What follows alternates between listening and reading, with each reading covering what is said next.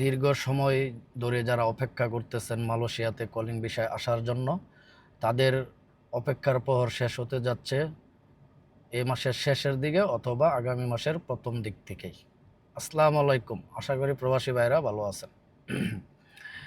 আমাদের বাংলাদেশ থেকে অনেক বাইরেই অপেক্ষা করতেছেন মালয়েশিয়াতে কলিং ভিসায় আসার জন্য। তো এখন আশা করা যাচ্ছে যে আপনাদের অপেক্ষার প্রহর শেষ হতে চলছে। বাংলাদেশ সরকার আর মালয়েশিয়া সরকার মিলে যে কলিংয়ের যে সিন্ডিকেটের যে সমস্যাগুলো ছিল, তো তারা এখন হয়তোবা একটা সিদ্ধান্ত এসে পৌঁছাইছে যে সিন্ডিকেট ছাড়া তো আর আসা যাবে না, সিন্ডিকেটের মাধ্যমে আসতে হবে যারা এই কলিংয়ে মালয়েশিয়াতে আসেন। তো আপনাদের খুশির সংবাদ হচ্ছে যে আপনারা মালয়েশিয়াতে কলিং ভিসায় আসতে পারতেছেন এই মাসে শেষের দিক দিয়ে অথবা সামনের মাসের প্রথম দিক দিয়ে আপনার শুরু হতে যাচ্ছে মালয়েশিয়ার কলিং ভিসার মেডিকেল। তো আপনারা যারাই মালয়েশিয়াতে আসতে যাচ্ছেন, মালয়েশিয়াতে আসবেন, আপনাদেরকে বারবারই বলতেছি, আপনারা ভালো এজেন্ট দেখে ভালো লোক ধরে তারপর আপনারা মালয়েশিয়ার জন্য পাসপোর্ট জমা দিবেন। আর হচ্ছে আপনারা যে একটা আশা করছিলেন যে বাংলাদেশ থেকে অল্প টাকার ভিতরে মালয়েশিয়াতে আসবেন, আমি যতটুকু জানি বা যতটুকু শুনছি মনে হয় না কম টাকার ভিতরে আসতে পারবেন। কারণ যে সিন্ডিকেটের জন্য এতদিন সময় লাগছে এই সমস্যার সমাধান করতে, তো শেষমেশ ওই সিন্ডিকেটের মাধ্যমেই আসতে হচ্ছে আপনাদের।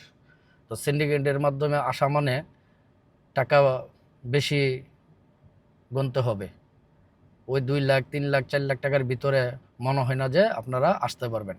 আমার জানা নাই যে কত টাকা লাগবে বা কে আসে বিষয়, তবে এতটুকু আইডিয়া আছে যে এ পর্যন্ত যত কাজই দেখতেছি সরকারিভাবে যারা করতেছে, যে সিন্ডিকেটের মাধ্যমে যে কোনো কাজই হচ্ছে সেগুলা অনেক প্রাইস, অনেক রেট রেট থাকে। যেমন বাংলাদেশের টিকিট, আমরা বাংলাদেশে যাওয়ার সময় যে 2,000 টাকার টিকিট, 500 টাকার টিকিট, 600 টাকার টিকিট, সিঙ্গেল টিকিট, এগুলো 1200, 1000, 1100 টাকা দিয়ে কাটতে হচ্ছে। তো সেরকম ওই সিন্ডিকেটের মাধ্যমে আপনাদের মালয়েশিয়া আসতে হবে। আসলে আপনাদের টাকা গুনতে হবে অনেক। তো আপনারা যারা যারা অপেক্ষা করতেছিলেন মালয়েশিয়াতে আসার জন্য, আপনারা রেডি থাকেন, আপনাদের পাসপোর্ট সব কিছু ঠিকঠাক করে হাতে রাখেন। ভালো লোক, ভালো এজেন্ট দেখে তারপর আপনারা পাসপোর্ট জমা দিবেন। যার তার কাছে পাসপোর্ট জমা দিবেন না। যার তার কাছে পাসপোর্ট জমা দিলে গত কলিংয়ে অনেক আমাদের দেশি ভাইয়েরা টাকা মার খাইছে, তারপর অনেক টাকা দিয়ে আসতে হচ্ছে। তো আপনারা যাচাই বাছাই করে তারপর আপনারা ভালো লোক দেখে মালয়েশিয়ার জন্য পাসপোর্ট জমা দিবেন। কোনো ভুয়া কোনো দালালের কাছে আপনারা যাবেন না। তো সবার জন্য শুভকামনা রইল।